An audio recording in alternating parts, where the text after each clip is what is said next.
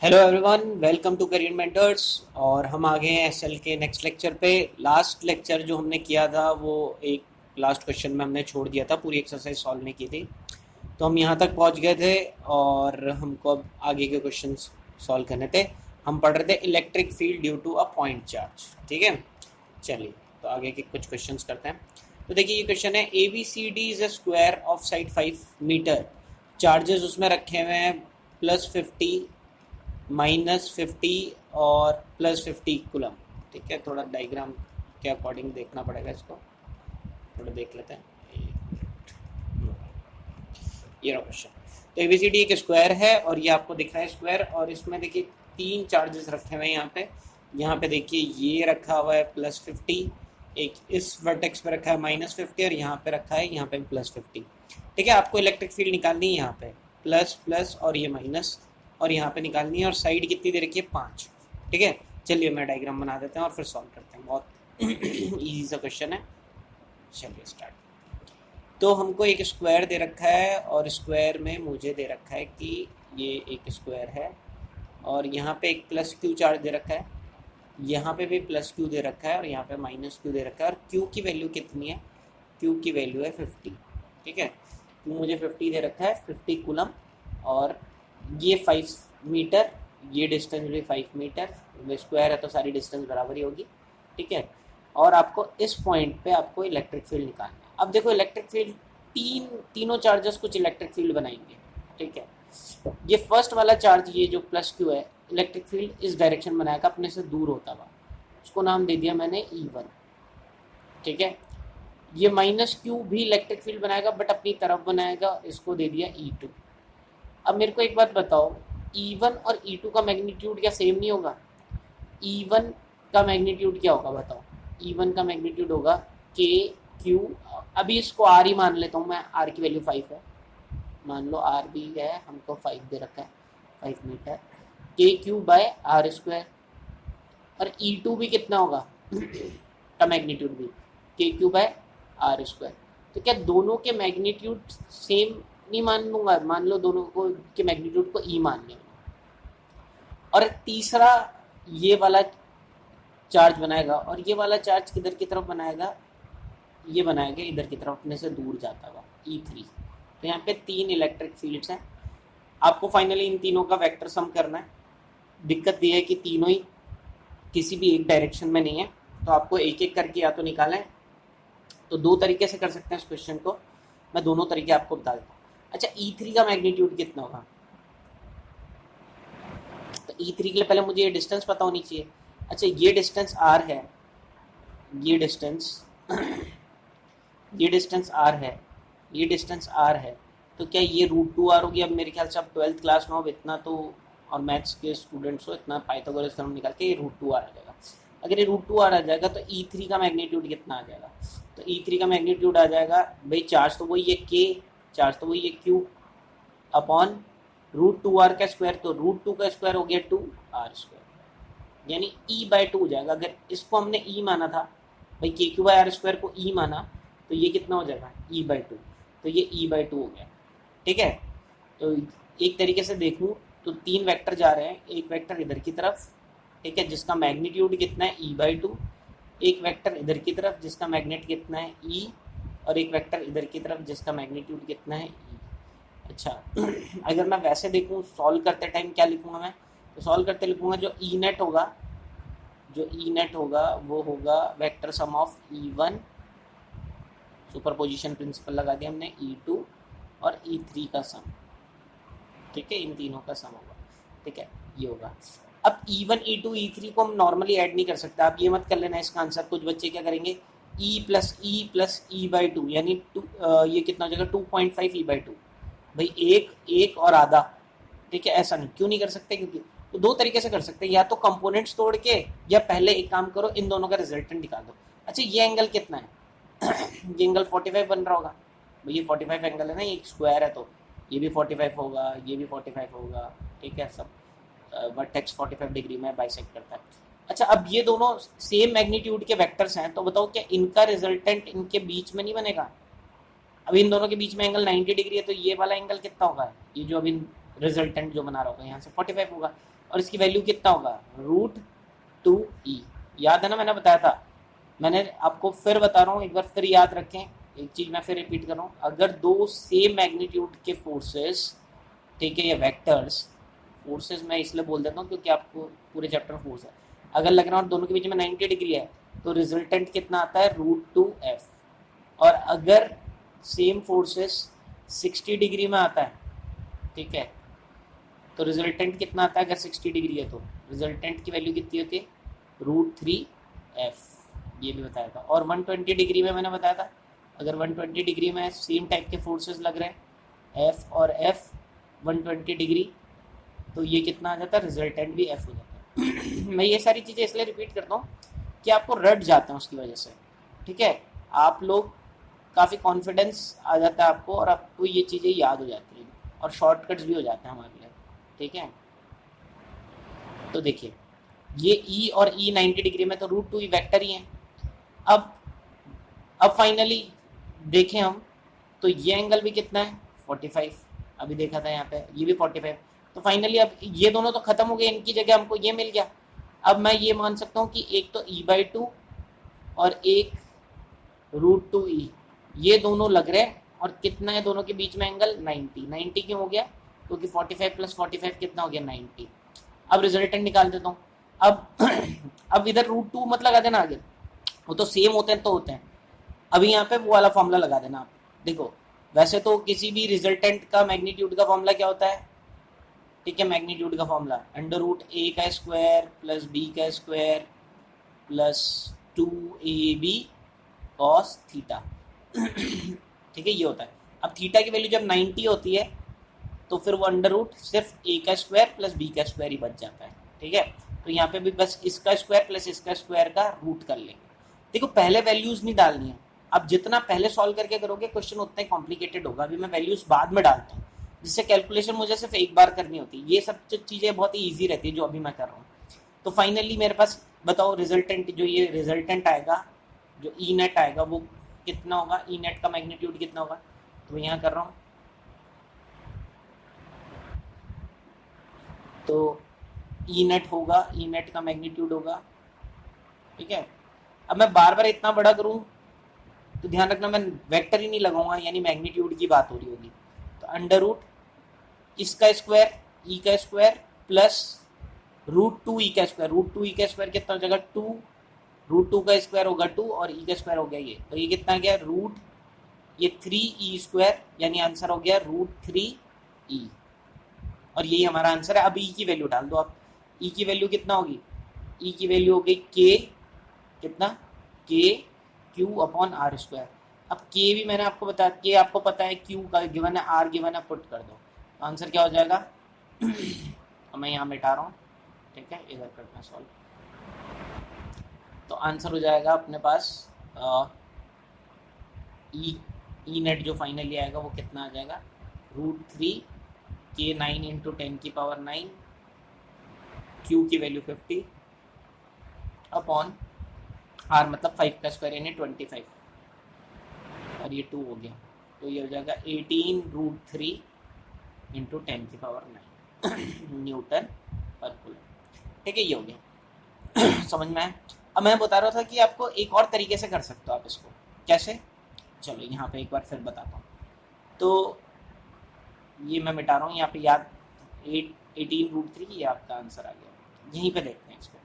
अब मैंने क्या किया, यहाँ पे ये जो है ना इसको, ठीक है, एक बार फिर से बना देता हूँ इसको, ठीक है, ये सब मिटा दो, ये नीचे से,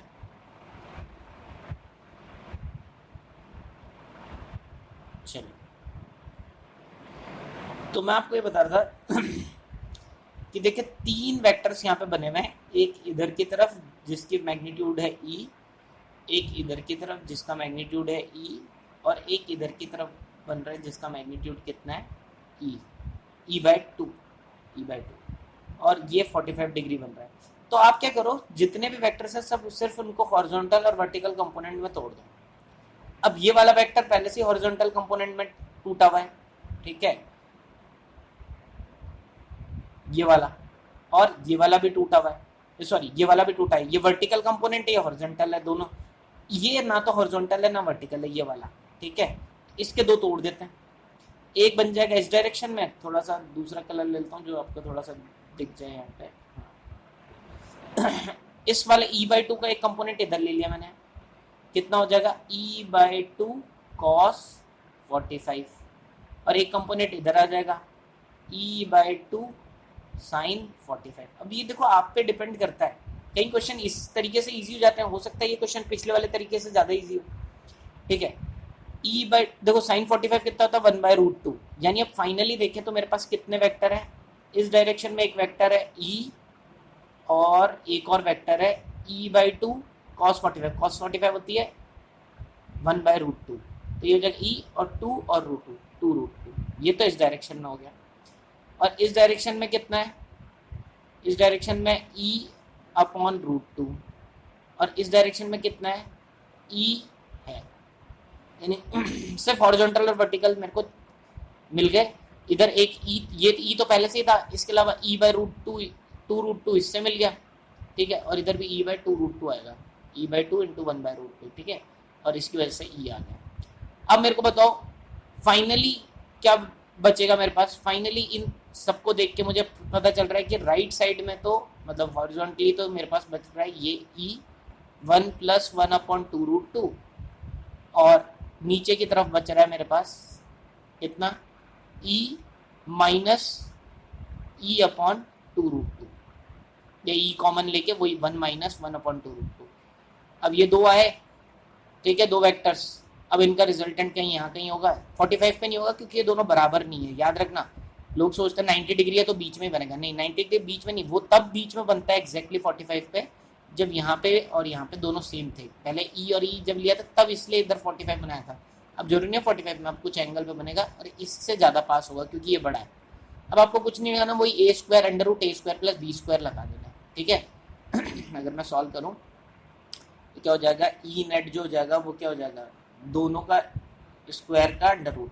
पहला वाला था e 1 + 1/2√2 का स्क्वायर, और दूसरा वाला था e, अच्छा इसका स्क्वायर तो ये और ये ऐसा लग जाएगा, और दूसरा वाला था e और 1 - 1/2√2 का स्क्वायर। अब इसको भी सॉल्व करोगे ना तो वही आएगा, बट मैं एक बार सॉल्व कर देता हूँ क्योंकि बच्चे, अब e² कॉमन ले लूँगा तो बाहर निकल के e आ जाएगा।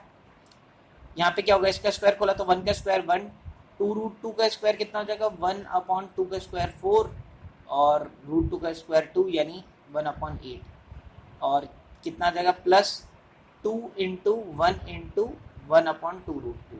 ये मैं इसलिए लिख रहा हूँ क्योंकि ये वैसे भी कट जाएगा। इसमें करेंगे तो इसका 1 का स्क्वायर 1, इसका स्क्वायर 1/8, और इसकी वैल्यू कितनी हो जाएगी वही -2 × 1 × 1/2√2।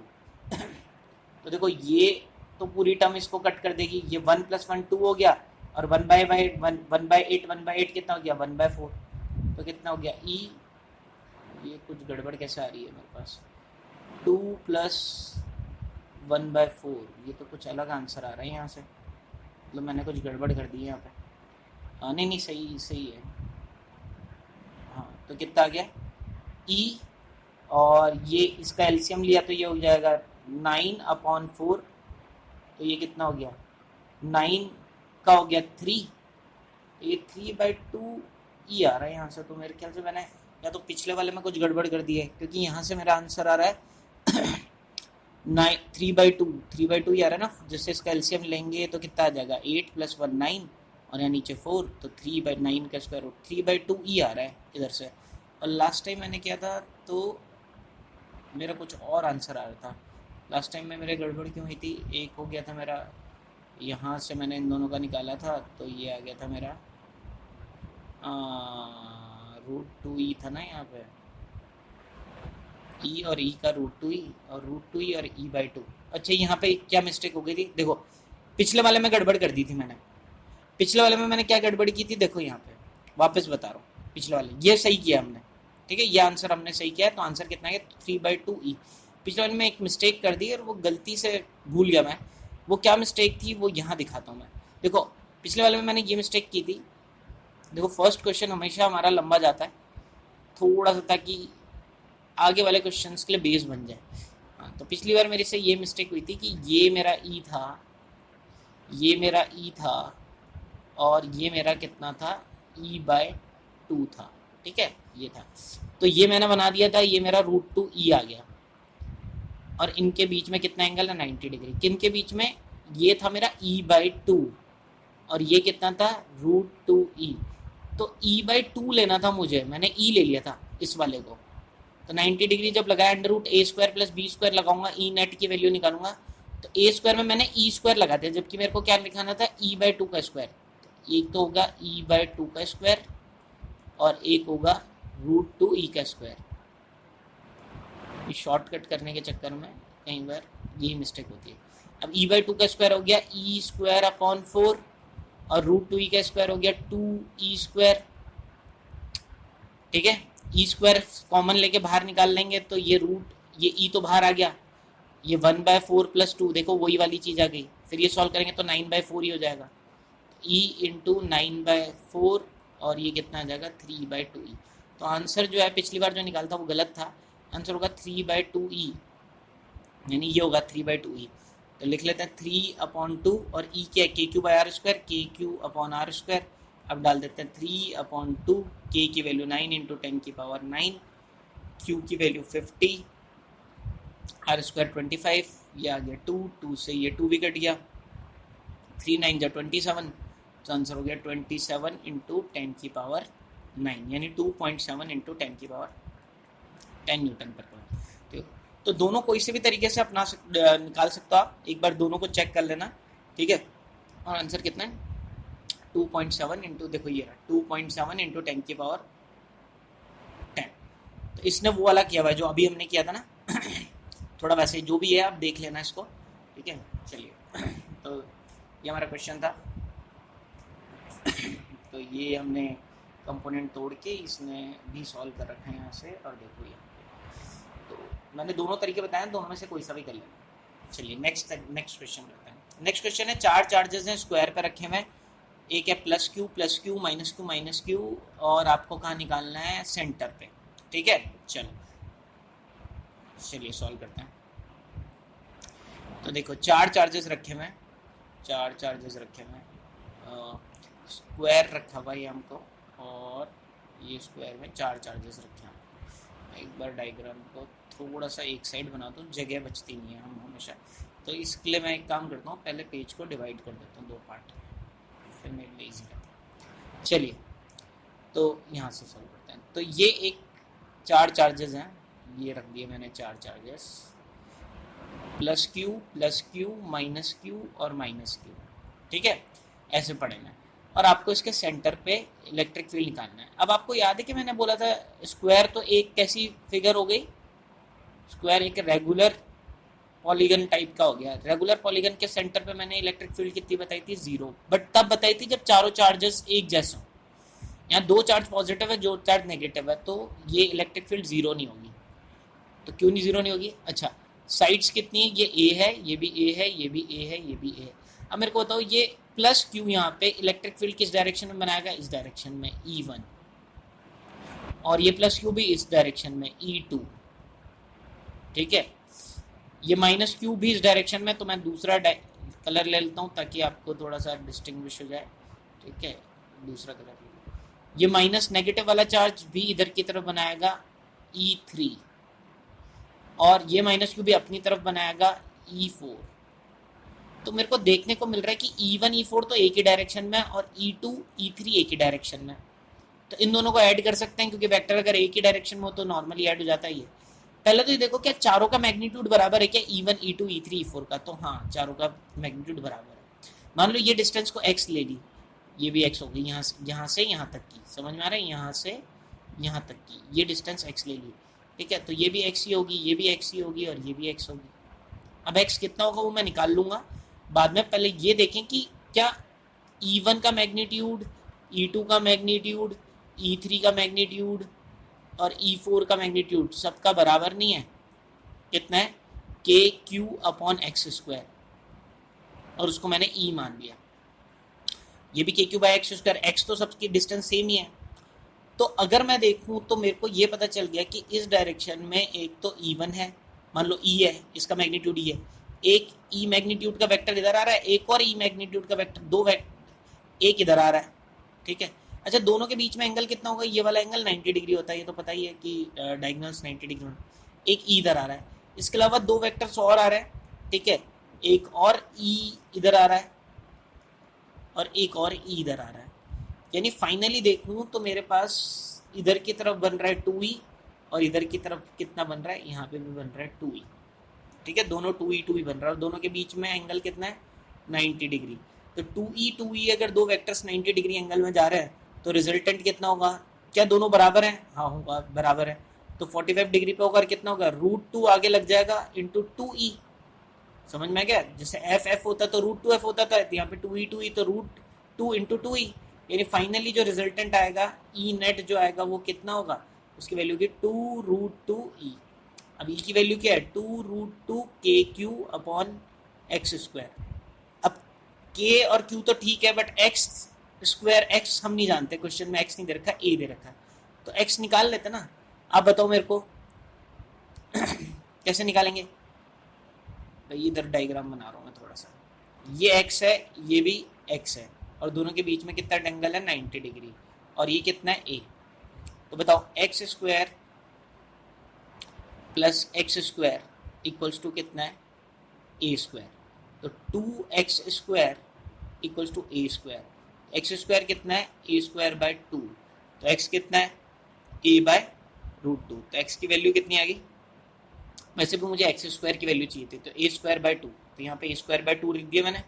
तो फाइनली 2√2 KQ ए स्क्वायर अपॉन 2, ये 2 भी ऊपर पहुँच जाएगा तो 4√2 KQ अपॉन ए स्क्वायर। तो आंसर क्या हो गया? 4√2 KQ बाय ए स्क्वायर, ठीक है। तो सॉल्व हो गया। तो आंसर कितना आ जाएगा? 4√2 KQ बाय ए स्क्वायर।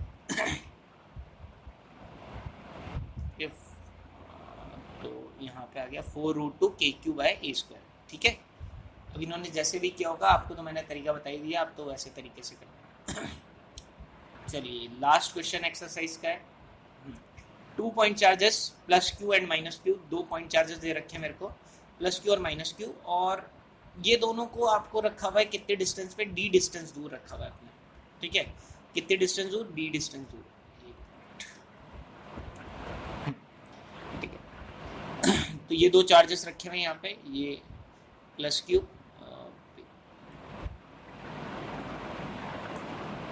ये प्लस क्यू रखा हुआ है और ये माइनस क्यू रखा हुआ है दो, और कितने डिस्टेंस पे आपको बताना है। What are the points at which the resultant electric field is parallel to line joining the two charges. ये एक लाइन ज्वाइन किया मैंने दोनों चार्जेस को, मुझे आपको बताना है ऐसे पॉइंट्स बताओ जहाँ पे जो इलेक्ट्रिक फील्ड की डायरेक्शन बनेगी ना वो पैरेलल बनेगी इस लाइन के। जैसे मैंने ये वाला पॉइंट मान लिया, मान लो मैंने मान लिया ये वाला पॉइंट है वो, अगर मान लो ये वाला पॉइंट है तो इस पॉइंट पे बताओ ये प्लस क्यू किस डायरेक्शन में इलेक्ट्रिक फील्ड बनाएगा? प्लस क्यू बनाएगा इस डायरेक्शन में, और ये माइनस क्यू किस डायरेक्शन में बनाएगा? माइनस क्यू बनाएगा इस डायरेक्शन में अपनी तरफ। तो फाइनली इलेक्ट्रिक फील्ड किधर की तरफ बनेगा? ठीक है, इधर की तरफ, ठीक है। क्या ये वाली इलेक्ट्रिक फील्ड ये जो बनी, क्या ये इस लाइन के पैरेलल है? क्या इस वाली लाइन के? नहीं है, यानी ये वो पॉइंट नहीं है। और एक्चुअली में वो पॉइंट्स क्या होंगे, मैं पहले आंसर बता रहा हूँ आपको। वो पॉइंट्स होंगे ये जो दोनों चार्जेस हैं इनका जो परपेंडिकुलर बाइसेक्टर होगा ना, ये लाइन, इस लाइन पे कोई सा भी पॉइंट लोगे ना, इस लाइन पे ये जो लाइन बनी हुई, यह आंसर बता दिया मैंने आपको। कोई सा भी पॉइंट वहाँ पे, क्यों? वो इसलिए होगा कि देखो ये वाले पॉइंट पे मान लो कि ये वाला चार्ज किस डायरेक्शन में इलेक्ट्रिक फील्ड बनाएगा? पॉजिटिव चार्ज, तो ये बनाएगा इधर की तरफ। क्या उसका मैग्नीट्यूड ई ही होगा क्या? हाँ, इधर देखो दोनों बराबर नहीं थे, ये वाला अगर E1 है और ये वाला E2 है तो E1 बड़ा था E2 के, E1 ग्रेटर देन था E2 मैग्नीट्यूड जो था। क्यों था?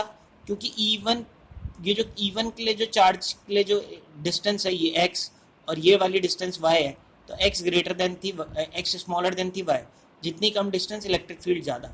इस वजह से ये जो रिजल्टेंट बना ये थोड़ा E1 की तरफ ज़्यादा था, इसकी तरफ ज़्यादा था, ये एंगल छोटा था और ये एंगल बड़ा आएगा, इसलिए ऊपर की तरफ चला गया। बट यहाँ देखो ये जो प्लस क्यू है ये इलेक्ट्रिक फील्ड बनाएगा अपने इधर की तरफ, और जो माइनस क्यू है ये इलेक्ट्रिक फील्ड बनाएगा इधर की तरफ, ठीक है। क्या दोनों की वैल्यू ई ही होगी क्या? हाँ, क्यों?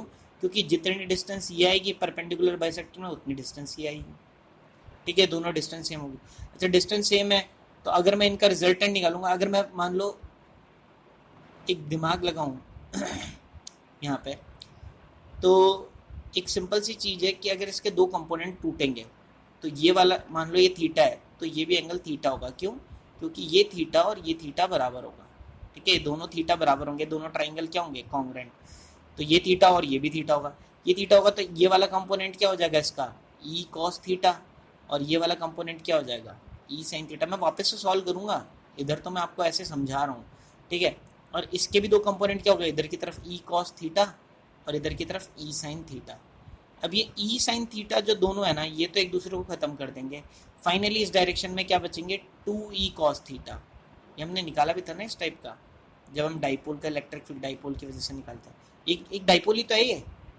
देखो एक प्लस क्यू और माइनस क्यू है, डी डिस्टेंस है, तो इलेक्ट्रिक फील्ड की डायरेक्शन कहाँ बन रही है? इधर। तो इक्वेटोरियल पॉइंट पे ही इलेक्ट्रिक फील्ड की डायरेक्शन जो होती है पैरेलल होती है ना इसके, ठीक है। एक्सियल पे भी रहती है, अगर मैं इस लाइन पे देखूँ तो यहाँ पे भी होगी। अगर एक्सियल में देखूँ, ये पॉइंट देखूँ तो इस पॉइंट पे भी इलेक्ट्रिक फील्ड कहाँ आता था? इधर की तरफ। मेरे को पैरेलल बोला तो इस लाइन के पैरेलल ही है ना ये भी। ये इस पॉइंट पे भी देखूँ तो ये होगा। तो याद रखें, जितनी भी इक्वेटोरियल पॉइंट्स होंगे और जितने भी एक्सियल पॉइंट होंगे उधर इलेक्ट्रिक फील्ड पैरेलल होगी।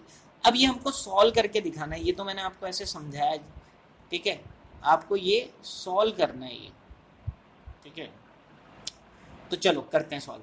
तो थोड़ा सा ध्यान दें इसको कैसे करेंगे। तो यहाँ पे देखिए कि हमारे पास एक प्लस क्यू चार्ज रखा हुआ है और एक माइनस क्यू चार्ज रखा है, दो चार्ज रखे हैं, डिस्टेंस उनके बीच में डी है। मैंने एक पॉइंट मान लिया, ये वाला पॉइंट ले लिया, ठीक है, और मैंने बोल दिया कि भाई मान लेते हैं, लेट कर लेते हैं इस पॉइंट पे, ये जो पी पॉइंट है, मान लो ये पी पॉइंट, ये पी पॉइंट जरूरी नहीं है इसके सेंटर पे, मैंने कहीं पे भी मान लिया, जरूरी नहीं है कि यहाँ से, अगर सेंटर पे होता मतलब ये इक्वेटोरियल पॉइंट होता तो ये दोनों की डिस्टेंस सेम होती।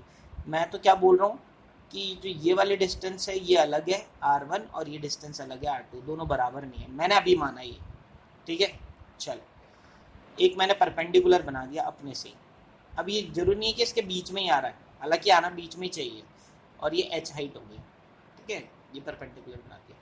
अब मेरे को एक बात बताओ कि ये प्लस क्यू किस डायरेक्शन में इलेक्ट्रिक फील्ड बनाएगा? अपनी इस डायरेक्शन में बनाएगा, मान लो ये E1 हो गया जो भी है, और ये माइनस क्यू किस डायरेक्शन में इलेक्ट्रिक फील्ड बनाएगा? इस डायरेक्शन में बनाएगा, ये E2 हो गया। अब क्योंकि ये पॉइंट दोनों से के मिड पॉइंट में नहीं था तो ये एंगल भी जरूरी थोड़ी बराबर होगा। इस एंगल को मैंने कुछ नाम दे दिया, अल्फा नाम दे दिया, और ये एंगल को भी मैंने कुछ नाम दे दिया, बीटा नाम दे दिया, ठीक है। ये अल्फा हो गया, ये बीटा हो गया, ठीक है। अच्छा, अगर ये अल्फा और ये बीटा हो गया तो अगर मैंने एक पैरेलल लाइन खींची यहाँ पे, इसके मतलब एक हॉरिजॉन्टल लाइन खींची, तो मुझे बताओ ये अल्फा है, ये अल्फा है, तो और ये लाइन पैरेलल है, तो क्या ये भी अल्फा होगा क्या? कॉरस्पॉन्डिंग एंगल ये और ये बीटा है, तो क्या ये भी एंगल बीटा होगा क्या? ठीक है, तो आपको ये समझ में आ गया कौन अल्फा है कौन बीटा है, ये सब समझ में आ गया। अब हमने क्या किया, हमने इस E1 के दो कंपोनेंट्स बना दिए, एक इधर की तरफ बनेगा वो क्या बन जाएगा? E1 कॉस अल्फा, और एक इधर की तरफ बनेगा वो क्या होगा? E1 cos sine alpha, E1 sine alpha. Same E2 के दो कंपोनेंट बनेंगे, एक इस डायरेक्शन में बन जाएगा, एक इस डायरेक्शन में बन जाएगा E2 का, इस डायरेक्शन में, और क्या बनेगा? E2 कॉस बीटा, और एक नीचे की तरफ बन जाएगा कितना? E2 साइन बीटा, ठीक है। यानी मेरे पास चार वेक्टर्स आ गए इस डायरेक्शन में। एक तो आया E1 cos alpha plus E2 cos beta, एक इधर की तरफ आया एक इधर की तरफ क्या है? E1 साइन अल्फा, और एक इधर की तरफ आया E2 साइन बीटा, ठीक है। ये समझ में आया क्या आपको? चलो अब इनको देख के मेरे को चाहिए सिर्फ ये वाले, क्योंकि ये वाले पैरेलल हैं इसके। तो अगर मुझे ये वाले चाहिए, यानी ये दोनों ने एक दूसरे को ख़त्म कर देना चाहिए ना, E1 sine alpha E2 sign beta को ख़त्म करना चाहिए, तभी ये चीज़ पॉसिबल है कि भाई यही रिजल्टेंट रह जाएगा सिर्फ। तो मेरे को क्या चाहिए कि E1 साइन अल्फ़ा किसके बराबर होना चाहिए, E2 साइन बीटा के बराबर होना चाहिए, तभी लाइन पैरेलल आएगी। ठीक है, ये कंडीशन आनी चाहिए। अब मेरे को E1 का मैग्नीट्यूड तो बताओ। E1 का मैग्नीट्यूड है KQ अपॉन R1 का स्क्वायर। ठीक है, अच्छा साइन अल्फा की वैल्यू क्या होगी, साइन क्या होता है, परपेंडिकुलर यानी H अपॉन हाइपोटेन्यूस R1। ठीक है, चलो E2 की वैल्यू क्या है, E2 की वैल्यू KQ अपॉन R2 का स्क्वायर, KQ अपॉन R2 का स्क्वायर। तो साइन बीटा क्या हो जाएगा, परपेंडिकुलर तो वही H है और बेस क्या हो जाएगा, हाइपोटेन्यूस क्या हो जाएगा R2। अगर मैं क्योंकि ये दोनों बराबर होने चाहिए, मैंने इन दोनों को बराबर किया, तो KQ और KQ तो कट गए, H भी कट गया, यानी R1 cube equals to R2 cube आ गया। यानी R1 किसके बराबर होना चाहिए, R2। और R1 और R2 कब बराबर होते हैं, R1 और R2 कब बराबर होते हैं, R1 और R2 तब बराबर होते हैं जब ये परपेंडिकुलर बाइसेक्टर होगा। भाई दो पॉइंट है, मेरे को ऐसा पॉइंट चाहिए जिसकी डिस्टेंस यहाँ से भी बराबर हो, यहाँ से भी बराबर हो, तो वो तो सिर्फ परपेंडिकुलर बाइसेक्टर होगा, उसी में होगी जब ये भी डिस्टेंस और ये भी डिस्टेंस बराबर हो। ठीक है, तो ये प्रूफ हो गया कि जितने भी इक्वेटोरियल पॉइंट्स होंगे, परपेंडिकुलर बाइसेक्टर मतलब इक्वेटोरियल पॉइंट्स, वहाँ पे इलेक्ट्रिक फील्ड क्या होगी, पैरेलल टू ये लाइन ज्वाइनिंग इन दोनों को। क्या इसके अलावा भी और चांस है, मैंने बताया था ना एक्सियल वाले भी पॉइंट्स होंगे, ये वाले भी तो होंगे, ये भी तो बनाते हैं पैरेलली ये भी इधर बना रहा है, इसके पैरेलली तो है ही तो एक्सियल को कैसे, जब मैं बोल रहा हूँ E1 sine alpha E2 sign beta के बराबर है, हो सकता है E1 E2 बराबर ना हो और ये पूरी टर्म ही जीरो, ये पूरी टर्म E1 साइन अल्फा और E2 साइन बीटा दोनों जीरो। ठीक है, अगर ये दोनों जीरो हैं तो सिंपल सी चीज है, E1 और E2 तो जीरो है नहीं, क्योंकि ये तो कभी जीरो नहीं होंगे। ठीक है, अनटिल अनलेस ये डिस्टेंस जीरो ना हो जाए, चार्ज है आर डिस्टेंस होगी तो इलेक्ट्रिक फील्ड होगी। यानी साइन अल्फा और साइन बीटा जीरो है, साइन अल्फा जीरो है और साइन बीटा भी जीरो है। अगर साइन अल्फा जीरो हो गया, कब कब जीरो होता है, तो किस किस एंगल में साइन जीरो होता है, तो अल्फा इक्वल्स टू 0 डिग्री पे होता है और 180 डिग्री पे, और बीटा की वैल्यू भी कितने, 0 डिग्री और 180 डिग्री। तो देखो जब हम इस पॉइंट पे आते हैं तो मेरे को बताओ इस पॉइंट पे अल्फा कितना बनेगा, प्लस क्यू कितना एंगल बनाएगा, कुछ नहीं 0, और ये माइनस क्यू कितना एंगल बनाएगा, माइनस क्यू बनाएगा 180। ठीक है, तो 0 और 180 ये वाला केस भी चल जाएगा, इससे एक्सियल लाइन पता चल रहा है। जब मैंने इन दोनों को, मैंने बोला कि भाई एक चीज और हो सकती कि अभी तो मैंने इन दोनों को बराबर किया, मैंने बोला ये दोनों बराबर भी हो सकते हैं, ये E1 साइन अल्फा और E2 साइन बीटा, किस केस में कि दोनों ही जीरो। ठीक है, दोनों ही जीरो कब होंगे, देखो E1 E2 जीरो नहीं है, यानी sine alpha sine beta zero है, sine alpha sine beta zero, यानी साइन तो कब जीरो होता है, 0 और 180 डिग्री पे, और बीटा भी 0 और 180 डिग्री पे होगा। तो 0 और 180 डिग्री कब मिल रहा है आपको, वो तो यहीं मिल रहे हैं पॉइंट, जैसे ये वाला पॉइंट हो गया, ये हो गया, जैसे ये वाले पॉइंट में अल्फा 0 रहता है और बीटा 180 होता है, तो ये सारे पॉइंट्स चलेंगे। क्या ये वाले पॉइंट्स चलेंगे, हाँ ये वाले भी चलेंगे। इसमें अल्फा कितना हो जाएगा, अल्फा तो 180 बन जाएगा, यहाँ से दे रहे हैं ना अंकल, अल्फा तो 180 आ जाएगा, और बीटा कितना हो जाएगा, बीटा 0 हो जाएगा। ठीक है, तो ये वाले लेफ्ट वाले पॉइंट्स भी सारे चलेंगे और सेंटर वाले भी चलेंगे, सेंटर वाले में अल्फा भी 0 बीटा भी 0। तो एक्सियल लाइन में इससे तो मिला एक्सियल लाइन, इधर से जितने भी एक्सियल पॉइंट है, और इधर से क्या मिला, इक्वेटोरियल पॉइंट्स। इक्वेटोरियल मतलब जो भी परपेंडिकुलर है, इन सब में जो भी इलेक्ट्रिक फील्ड होगी वो इस लाइन के पैरेलल होगी। ठीक है, समझ में आया। तो ये क्वेश्चन कंप्लीट हुआ। देखिए इस टाइप के क्वेश्चन ना तो बोर्ड्स में आते हैं, मैं आपको बता रहा हूँ, और ना ही कंपटीशन में आएंगे। ठीक है, बट आपके कंसेप्ट जो है ना यहीं से बनेंगे, और कंसेप्ट्स आपके कंपटीशन में आएंगे। बोर्ड के लिए तो मैं आपको पहले ही बता चुका हूँ कि बोर्ड के लिए हमको अरिहंत करनी है, और वो जैसे ये एसएल ख़त्म होगी 2 लेक्चर्स और में 2 या 3 लेक्चर्स में ख़त्म हो जाएगी, फिर हम सीधे अरिहंत करेंगे। मैं सेकंड चैप्टर तब तक स्टार्ट नहीं करूँगा जब तक आप न्यूमेरिकल्स नहीं कर लें, और बहुत बच्चे अगर न्यूमेरिकल्स को अवॉइड कर रहे हैं तो अपना बहुत नुकसान कर रहे हैं।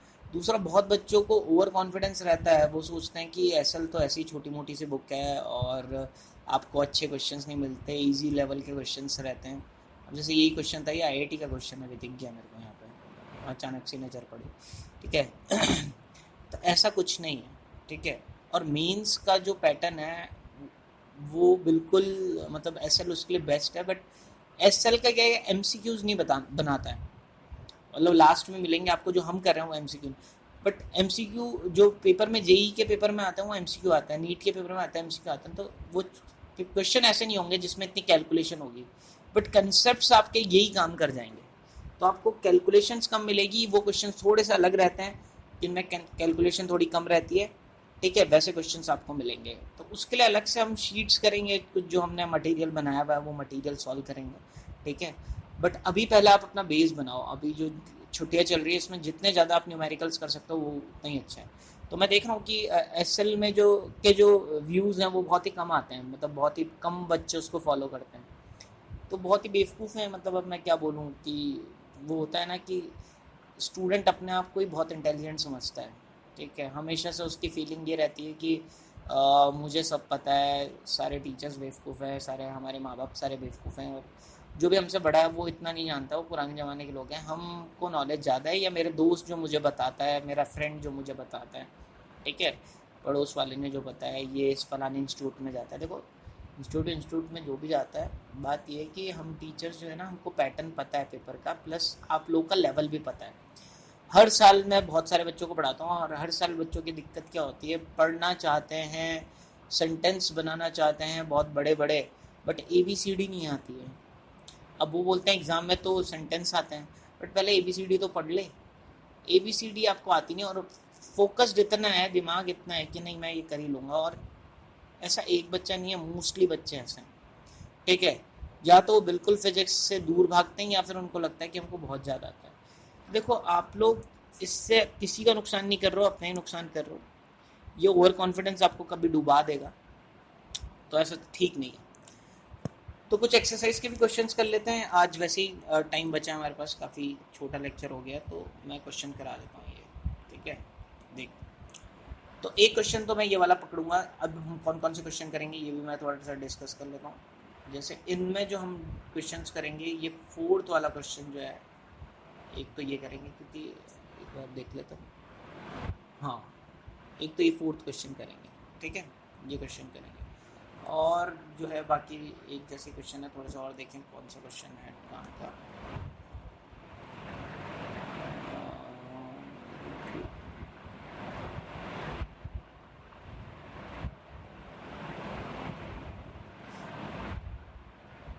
हाँ, ये 8th क्वेश्चन और करेंगे। एक तो 4th मैंने बोला ही था आपको, 4th करेंगे, एक 8th करेंगे, ये वाला 8th वाला क्वेश्चन करेंगे। और चाहे तो हम इनमें से भी एक क्वेश्चन पकड़ लेंगे, बाकी तो आपको प्रैक्टिस करनी नहीं आया तो आप पूछ लेना, इनमें से भी कोई एक क्वेश्चन पकड़ लेंगे। ये 11th करेंगे, 4th 8th और 11th 3 क्वेश्चन और निपटाने। चलो जल्दी जल्दी करते हैं, निपटाते हैं। चलो 4th क्वेश्चन क्या है, 2 पॉइंट चार्जेस, एक प्लस क्यू एक प्लस क्यू एक plus 4Q separated by distance 6 से, find the point on the line joining the 2 charges where the electric field is 0। तो बहुत ईजी सा क्वेश्चन है, बहुत कॉमन सा क्वेश्चन है, आता है इसलिए ये मैं करवा रहा हूँ, ठीक है। तो एक Q है और एक प्लस 4Q है, ठीक है, इन दोनों के बीच की डिस्टेंस 6A है। आपको वो पॉइंट बताना है कि जहाँ पे इलेक्ट्रिक फील्ड क्या होगी, 0। अब मान लो हमने ये पॉइंट मान लिया, Q से कितनी डिस्टेंस दूर, x। ये इलेक्ट्रिक फील्ड जब अपने फोर्सेस निकाला था कूलम्स लॉ, वहाँ पे भी किया था। तो इलेक्ट्रिक फील्ड ये प्लस Q इधर किस डायरेक्शन में बनाएगा, इलेक्ट्रिक फील्ड E1 इस डायरेक्शन में, और प्लस 4Q किस डायरेक्शन में बनाएगा, E2 इस डायरेक्शन में। अच्छा, प्लस 4Q की कितनी डिस्टेंस हो जाएगी, 6 से -6। तो हमको E नेट कितना हो जाएगा, E नेट होगा E1 प्लस E2। अब याद रखें, एक को पॉजिटिव और एक को नेगेटिव। E नेट चाहिए कितना, मेरे को 0 चाहिए, E1 को पॉजिटिव ले लिया यानी के क्यू बाय एक्स स्क्वायर, और E2 को क्या लेंगे नेगेटिव क्योंकि लेफ्ट डायरेक्शन में, तो k q by 6a minus x का होल स्क्वायर। उसको उधर भेज देता हूँ, तो k q bye x square बराबर हो गया के Q upon 6a minus x का होल स्क्वायर। अब के क्यू तो निपट गए। अब ध्यान रखें स्क्वायर रूट करेंगे तो 1 अपॉन एक्स स्क्वायर का स्क्वायर रूट 1 अपॉन एक्स और 1 upon 6a minus x, cross multiply किया तो 6a minus x equals to x, x को इधर भेज दिया तो 6a इक्वल्स टू 2x, ठीक है, तो x इक्वल्स टू 3 है। तो कुछ गड़बड़ नहीं आ गई, गड़बड़ ये हो गई तभी मैं देखूं बीच की डिस्टेंस कैसे गई। चलो जो गड़बड़ है वो मुझे दिख गई, आजकल बहुत ज़्यादा गड़बड़ें हो रही हैं।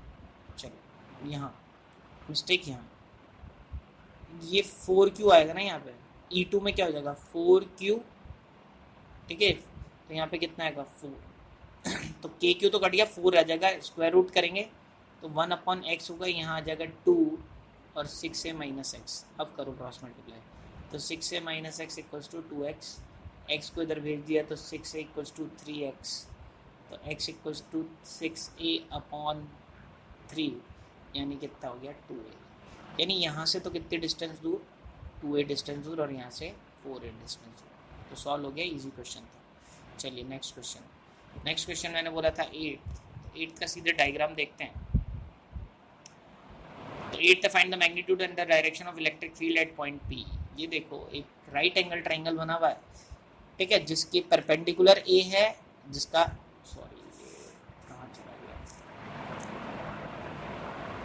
जिसका परपेंडिकुलर A है और बेस भी A है, परपेंडिकुलर बेस दोनों A है, डिस्टेंस है 90 डिग्री का है। यहाँ क्यों रखा हुआ है, यहाँ क्यों रखा हुआ है, यहाँ क्यों रखा हुआ है, इधर सेंटर पे आपको इस पॉइंट पे इलेक्ट्रिक फील्ड निकालनी है, ठीक है। चलें करते हैं।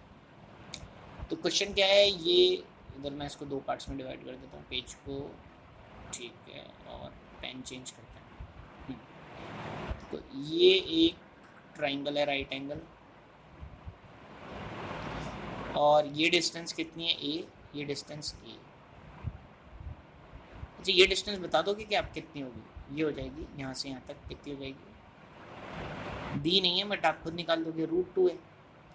इसका सेंटर पे एक पॉइंट है P, आपको यहाँ पे एक चार्ज रखा हुआ है, चार्ज कहाँ रखा हुआ है, एक तो +q यहाँ पे, एक +q यहाँ पे, एक +q यहाँ पे। आपको इस पॉइंट पे डिस्टेंस निकालनी है जो इसके सेंटर पे P पॉइंट पे। अब मेरे को एक बात बताओ, क्या P की डिस्टेंस भी यहाँ से पता है क्या आपको, ये आधी होगी √2a की आधी होगी, यानी √2a अपॉन 2। अब ये √2 से 2 कट जाएगा तो कितना आ जाएगा a अपॉन √2, समझ में आया क्या। तो ये भी डिस्टेंस कितनी हो गई a अपॉन √2, समझ में आया, a अपॉन √2 ये डिस्टेंस हो गई। अब ये P पॉइंट पे ये वाली डिस्टेंस हमको पता नहीं, इस डिस्टेंस को हम x मान लेता हूँ, ये डिस्टेंस तो हमने निकाल दी, मान लो ये भी y थी ये भी y थी। तो मुझे बताओ ये +q, ये जो +q है ये किस डायरेक्शन में इलेक्ट्रिक फील्ड बनाएगा, इस डायरेक्शन में E1, और ये माइनस ये +q भी इस डायरेक्शन में E1 E2। क्या E1 और E2 का मैग्नीट्यूड बराबर है क्या, हाँ बराबर है, कितना KQ upon y square, y ये डिस्टेंस है, दोनों की distance KQ upon y square. तो क्या ये एक दूसरे को ख़त्म कर देंगे, क्या ख़त्म कर देंगे, ठीक है, दोनों ने एक दूसरे को ख़त्म कर दिया। अगर दोनों ने एक दूसरे को ख़त्म कर दिया तो फाइनली जो इलेक्ट्रिक फील्ड बन रही होगी वो सिर्फ और सिर्फ इस +q की वजह से बन रही होगी, और किस डायरेक्शन में, इस डायरेक्शन में। और कितनी होगी, वो जो E3 होगी वही होगी। E नेट कितना होगा, हम लिखेंगे E1 + E2 + E3, बट ध्यान रखें कि E1 E2 एक दूसरे को ख़त्म कर देंगे इक्वल एंड अपोजिट डायरेक्शन में। अब E3 का मैग्नीट्यूड कितना है, तो E नेट का मैग्नीट्यूड जो आएगा वो E3 के मैग्नीट्यूड के बराबर होगा, और वो हो जाएगा KQ/x², ठीक है। अब x कैसे निकलेगा, तो याद रखें क्योंकि ये 90 डिग्री बनेगा, ये हमारा मिड पॉइंट है तो ये 90 डिग्री बनेगा। जब भी कोई आइसोस्केलस ट्राइंगल होता है तो उसका जो मीडियन है वो हमेशा एल्टीट्यूड भी होता है, 90 डिग्री भी बनाता है। ये 90 डिग्री है तो ये डायग्राम हमारा ऐसा हो गया कि ये है हमारा x जो मुझे निकालना है, ये कितना है मेरे पास a, और ये कितना है मेरे पास, ये 90 डिग्री है और ये कितना है, ये a/√2 है। तो x निकाल लूँगा, पाइथागोरस थ्योरम लगा तो देखो 90 डिग्री यहाँ है, यह हाइपोटेन्यूज हमारा ये समझ में। थोड़ा डायग्राम थोड़ा वैसा बन गया, ये सीधी खींच दी मैंने, ये ऐसे लाइन आई है, ठीक है, ऐसा था। तो x² प्लस a/√2 का स्क्वायर इक्वल्स टू क्या हो जाएगा, a² हो जाएगा, यानी x² plus a²/2 equals to a², यानी x² की वैल्यू कितनी हो जाएगी, इसको उधर भेज दिया, a²/2 बच जाएगी, a² से a²/2 कर, यानी x² की वैल्यू ही चाहिए थी मुझे, तो a²/2 पुट कर देता हूँ, तो kq/a²/2 और 2 पर पहुँच जाएगा तो आ जाएगा 2kq/a², ठीक है। तो सिंपल सा आंसर था 2kq/a²। तो कंसेप्ट इंपॉर्टेंट होनी चाहिए। देखो अभी मैं करा रहा हूँ, शायद इजी लग रहा हो, बट हर साल मुझसे ये क्वेश्चन कोई ना कोई बच्चा पूछता ही है, ठीक है, तो इसलिए मैंने यही क्वेश्चन उठाया, और पहला वाला क्वेश्चन बहुत कॉमन है, बोर्ड में आता है, इसलिए उठाया था। चलिए अब लास्ट वाला क्वेश्चन मैं उठा रहा हूँ आज का, या तो 9th भी कर सकते हैं हम, कोई ज़्यादा दिक्कत वाली बात नहीं है, ठीक है। चलो एक 9th कर लेता हूँ और एक 11th कर लेता हूँ। 9th क्या है, 3 charges each equal to Q are placed at 3 corners of the square of side A, find the electric field at the 4th corner. तो देखिए, चलिए तो ये पहले मैं पेज को आधे में डिवाइड कर देता हूँ, इससे मेरे को न्यूमेरिकल सॉल्व करने में, नहीं तो मैं इधर उधर सॉल्व करता रहता हूँ, ठीक है।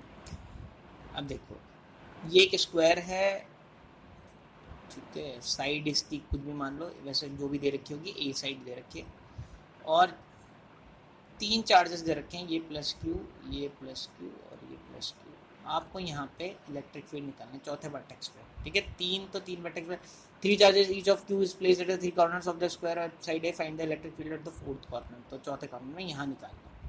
तो सिंपल सा अभी एक क्वेश्चन किया ही था मैंने, एक्सरसाइज में करवाया था।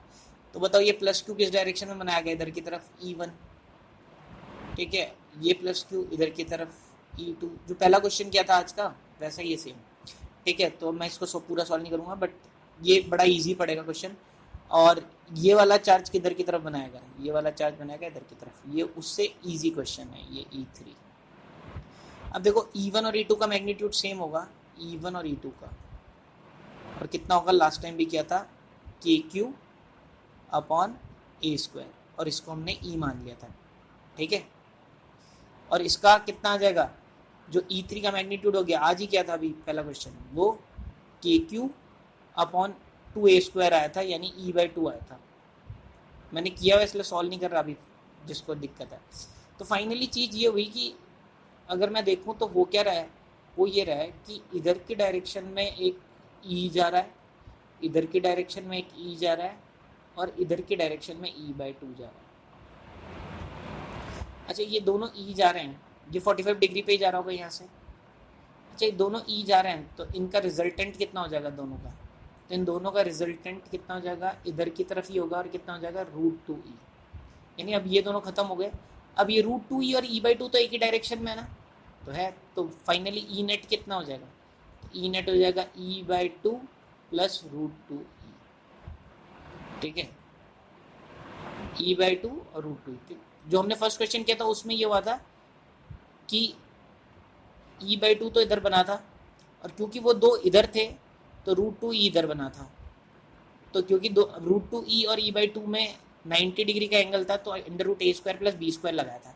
यहाँ पे नॉर्मल ऐड कर सकता हूँ, क्योंकि E/2 और √2E एक ही डायरेक्शन में, E कॉमन ले लिया मैंने, 1/2 प्लस √2, ठीक है, ये हो गया। E की वैल्यू कितनी है, KQ/A², तो आंसर कितना हो गया, KQ/A², 1/2 प्लस √2। अगर फर्दर सॉल्व करेंगे तो ये 2 को भी इधर भेज दोगे, तो KQ/A², 1 प्लस 2√2/2, ठीक है।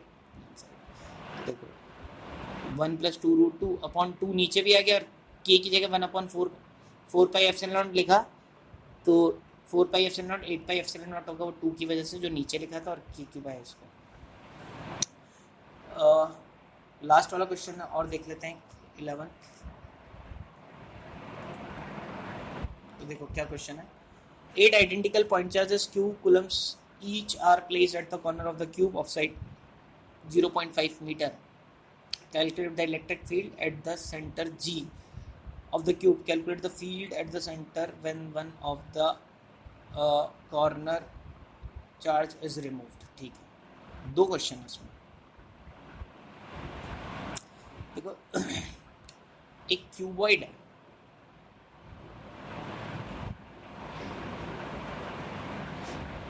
ठीक है, हर एज कितनी है 0.1 मीटर. ठीक है, ए की वैल्यू 0.1 मीटर है, इसको हम ए मान लेते हैं. ठीक है, ऐसे सब. और यहाँ पे 8 चार्ज रखे हुए, 8 चार्ज रखे हुए. तो ये प्लस क्यू, ये प्लस क्यू, ये प्लस क्यू, ये प्लस क्यू, ये भी प्लस क्यू, ये भी प्लस क्यू, ये भी प्लस क्यू और ये भी प्लस क्यू. अब अगर मैं इनको ज्वाइन करता हूँ ना, बिल्कुल समझना है यहाँ पे थोड़ा सा डायग्राम को. ये वाले चार्ज को इस वाले चार्ज से, क्योंकि ये 3 डायमेंशनल है ना, समझ में नहीं आता. ये डायगोनल बनी और इस वाली डायगोनल को भी ज्वाइन किया, ये डायगोनल. यहाँ पे मेरे को इलेक्ट्रिक फील्ड निकालना है. तो पहली चीज़ तो आपको ये मैंने पहले ही बता दिया था, जब भी कोई सिमेट्रिक फिगर होती है तो उसके सेंटर पे इलेक्ट्रिक फील्ड कितनी होती है? 0. क्यों? क्योंकि ये वाला चार्ज जो है वो इलेक्ट्रिक फील्ड, इस वाले इलेक्ट्रिक फील्ड को ख़त्म कर देगा. ये इधर से ख़त्म हो जाएंगे, ये दोनों को इधर से ख़त्म कर देंगे, फिर ये भी एक बनाएगा, वो उसको, फिर समझ में आ रहा है ना. तो इलेक्ट्रिक फील्ड यहाँ पे 0. तो पहला आंसर हो गया 0. दूसरा क्या बोल रहा है कि इनमें से एक चार्ज को ना हमने निपटा दिया. ठीक है, हमने क्या किया, एक चार्ज को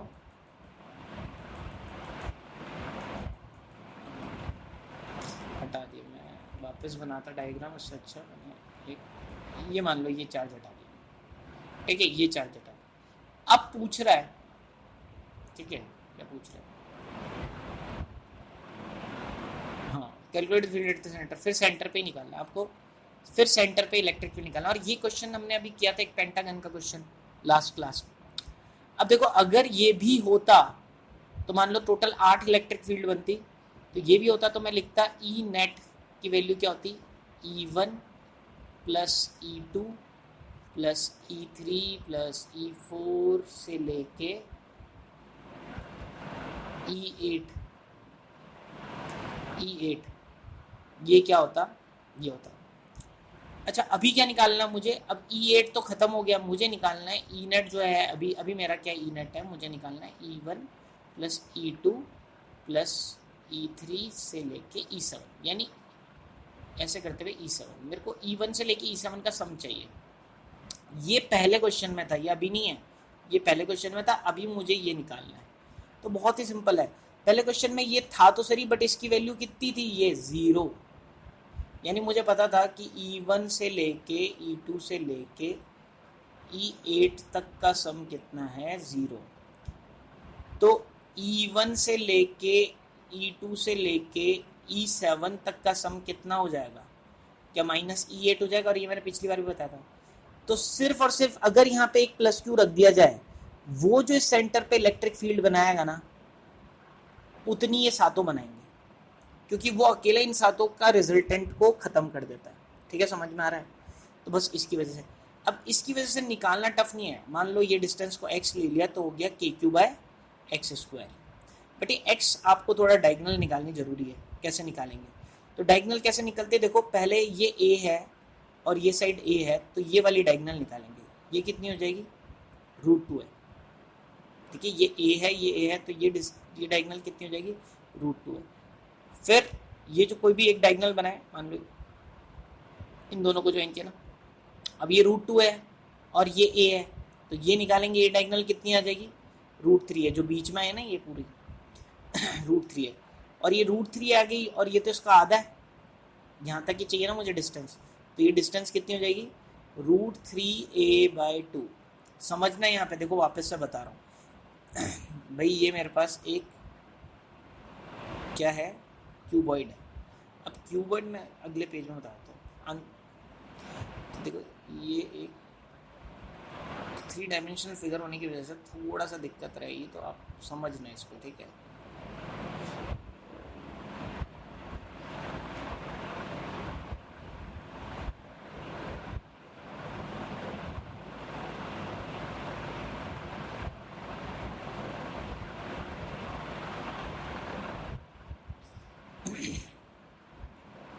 अलग अलग कलर के पेन से अच्छी चीज़ समझ में आती है। तो ये एक और ये एकदम अपोजिट में है, ठीक है, समझ में आ रहा है? आपके घर के एक कोने से मैंने ये ज्वाइन किया और ये वाला एकदम अपोजिट में, इन दोनों को ज्वाइन किया तो ये मिला मेरे को सेंटर, ये है मेरा सेंटर। यानी मुझे कौन सी डिस्टेंस निकालनी है? मुझे ये वाली डिस्टेंस निकालनी है, यहाँ से यहाँ तक। अब ये डिस्टेंस कैसे निकालनी? तो पहले मैं ये डिस्टेंस निकाल लेता हूँ। ये जो डायगोनल आई ना, बड़ी वाली डायगोनल, ये बड़ी डायगोनल कितनी होती है? हमेशा याद रखें कितनी होती है? √3a होती है। कैसे भाई? ये a था, ये a था, पाइथागोरस थ्योरम लगाई तो ये डिस्टेंस कितनी आई? ये आ गई √2a। अब ये √2 है, ये कितनी डिस्टेंस है? ये a है, तो ये वाली डिस्टेंस कितनी होगी? पाइथागोरस थ्योरम लगाओगे तो आ जाएगी √3a।